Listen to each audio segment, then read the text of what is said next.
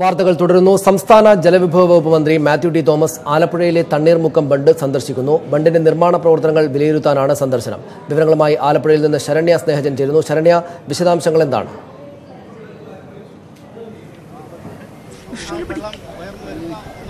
സനീഷ്, അല്പസമയം മുമ്പാണ് ജലവിഭവ വകുപ്പ് മന്ത്രി ആലപ്പുഴയിലെ തണ്ണീർമുക്കം ബണ്ട് സന്ദർശിച്ചത്. അദ്ദേഹത്തിന്റെ വാക്കുകളിലേക്ക് നമുക്ക് പോകാം.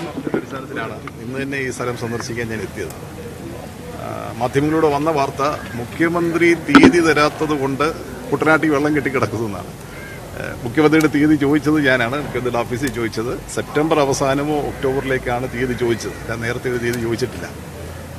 ഇവിടെ വന്ന് നോക്കിയത് ഈ തണ്ണീർമുക്കം ബണ്ടിന്റെ 1ഉം 2ഉം ബാരാജുകൾ നേരത്തെ തന്നെ പ്രവർത്തിച്ചുകൊണ്ടിരിക്കുന്നത് കൂടാതെ കുട്ടനാട് പാക്കേജിന്റെ ഭാഗമായി നിർമ്മിച്ച 3ാമത്തെ ഗാരാജ് അതിന്റെ ഷട്ടറുകൾ ഉയർത്തി വെക്കാത്തത് കൊണ്ട് ഇപ്പോൾ കുട്ടനാട്ട് അടക്കമുള്ള പ്രദേശങ്ങളിൽ വെള്ളപ്പൊക്കത്തിന്റെ പ്രശ്നമുണ്ടോ എന്ന് നോക്കുക എന്നുള്ളതാണ് പ്രധാനമായും പരിശോധിച്ചതിന്റെ ഇവിടെ എത്തിയതിന്റെ കാരണം. അപ്പോൾ നേരത്തെ ഉള്ള 1ഉം 2ഉം ബാരാജുകളുടെ 62 ഷട്ടറുകളും ഇപ്പോൾ ഉയർത്തി വെച്ചിരിക്കുക. അവിടെ നോക്കി നിങ്ങൾക്ക് കാണാം. അവിടെ കൂടെ ക്യാമറ എടുത്തോ. ഈ ഷട്ടറിന്റെ വടക്ക് ഭാഗവും തെക്ക് ഭാഗവും ഒരുപോലെയാണ് വാട്ടർ ലെവൽ നിൽക്കുന്നത്. അപ്പോൾ വെള്ളം ഒഴുകിപ്പോകാതെ അപ്പുറത്ത് കെട്ടി നിൽക്കുന്ന ഒരു പ്രശ്നം ഇവിടെ ഇല്ല. ഉണ്ടായിരുന്നുവെങ്കിൽ ഇവിടെ കൃത്യമായി നമുക്ക് കാണാൻ കഴിയുമായിരുന്നു. ഈ ബരാജിന്റെ ഈ ഷട്ടറിന്റെ 2 ഭാഗവും വടക്കും ഭാഗവും 2 ലെവലായിരുന്നെങ്കിൽ ഷട്ടറുകൾ ഉയർത്താത്തത് കൊണ്ടാണ് വെള്ളപ്പൊക്കം നിൽക്കുന്നതെന്ന് പറയാൻ കഴിയും. ഇപ്പോൾ ഒരേ ലെവലാണ്, ഒരു വെള്ളത്തിന് ഒഴുക്കില്ല.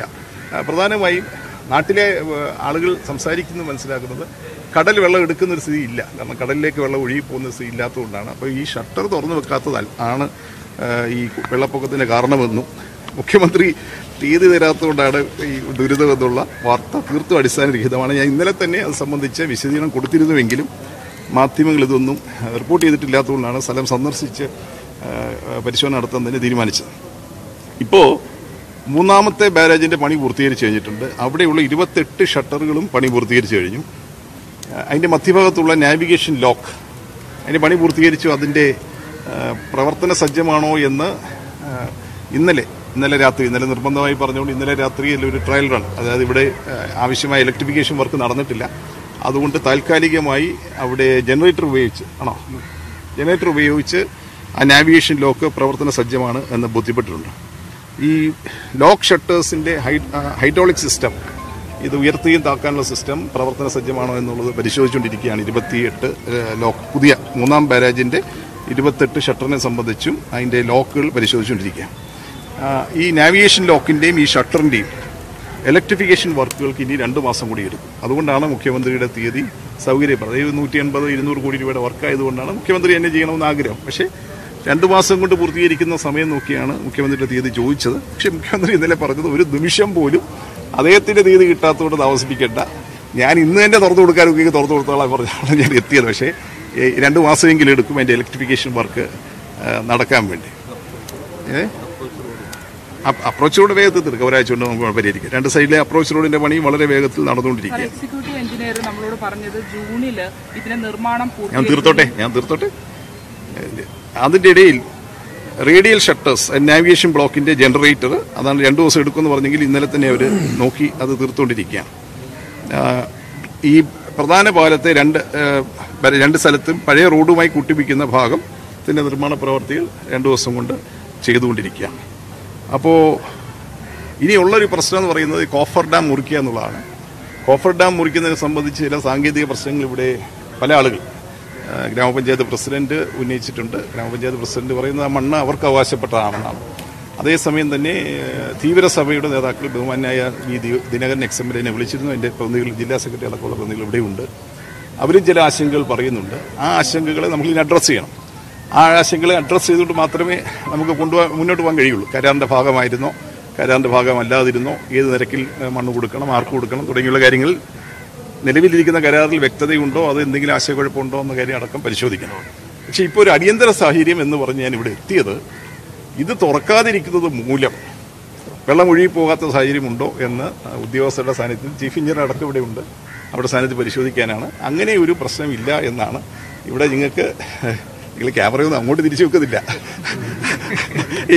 ഈ ഷട്ടറിന്റെ വടക്ക് വശവും തെക്ക് വശവും ഒരേ ലെവലിലാണെന്ന് എനിക്ക് ക്യാമറ അങ്ങോട്ട് വെച്ചാൽ മനസ്സിലാക്കാം. പക്ഷെ മൂന്നാം ബണ്ട് തുറക്കണമെങ്കിൽ നമുക്ക് ഈ റോഡ് വഴി ഗതാഗതം തുടങ്ങണം.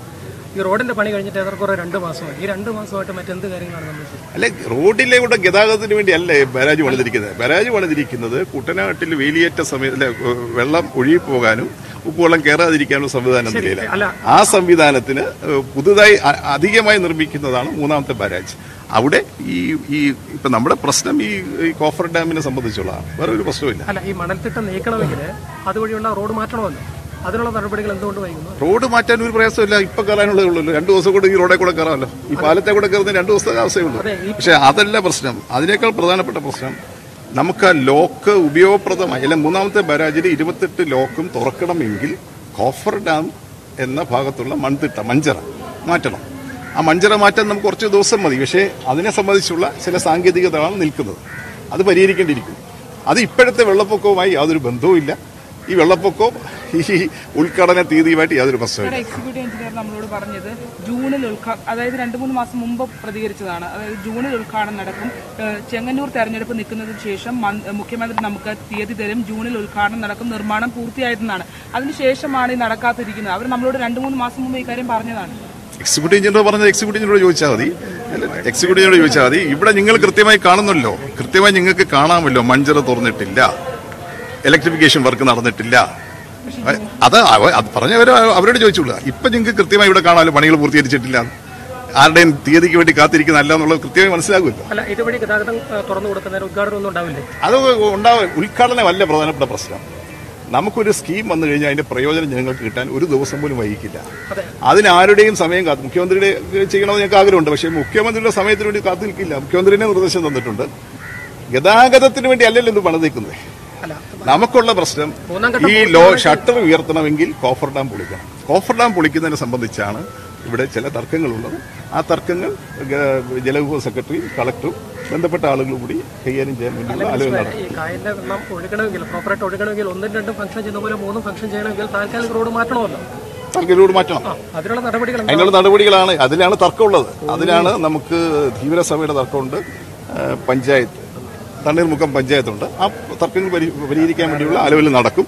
അത് ഈ ചുരുങ്ങിയ സമയത്തിനുള്ളിൽ ചെയ്തു തീർക്കാനാണ് ശ്രമിക്കുന്നത്. ബാക്കി സാങ്കേതികമായ പ്രവർത്തനത്തിൽ ഈ ഷട്ടർ ഉയർത്താനും താക്കാനുമുള്ള ഇലക്ട്രിഫിക്കേഷൻ നടക്കണമല്ലോ. അപ്പോൾ ഇത് ഉദ്ഘാടനത്തിന് വേണ്ടി കാത്തുനിന്ന് വെള്ളപ്പൊക്കത്തിന് ബുദ്ധിമുട്ടുണ്ടായി എന്ന മാധ്യമ വാർത്തകൾ തീർത്തും അടിസ്ഥാനമില്ല. ഇത് ഇനി ചില ഡേറ്റ് ഇപ്പോൾ നിങ്ങളുടെ ഉപയോഗിച്ച് പറയാൻ കഴിയില്ല. ഇതിന് പ്രശ്നങ്ങൾ പരിഹരിക്കണം. അത് കളക്ടറോട് ഞാൻ സംസാരിച്ചിട്ടുണ്ട്. ജലവിഭവ സെക്രട്ടറിയും ബന്ധപ്പെട്ട ആളുകളുമായിട്ട് സംസാരിച്ചിട്ടുണ്ട്.